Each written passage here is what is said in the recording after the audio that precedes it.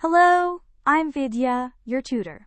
Let's learn limits and derivatives together, step by step. This is your first taste of calculus.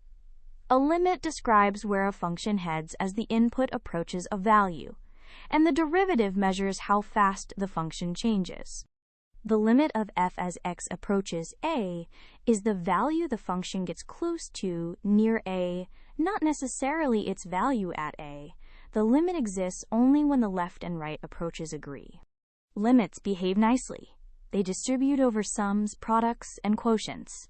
Two standard results are worth memorizing, including the famous limit of sine x over x equal to 1 as x approaches 0. The derivative is defined as a limit, the change in f over the change in x, as that change shrinks to 0. Geometrically, it's the slope of the tangent to the curve.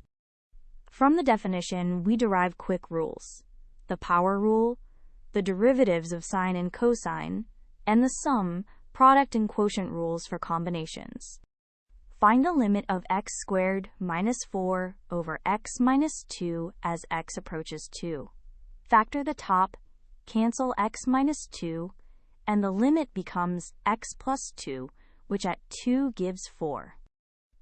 To recap, a limit is where a function heads as x approaches a value. The derivative is the limiting slope, the tangent's gradient, and the power rule plus sum and product rules let you differentiate quickly. Well done! Great work! Keep learning with Vidya and visit CBSETest.com for free lessons, worked examples, and practice tests.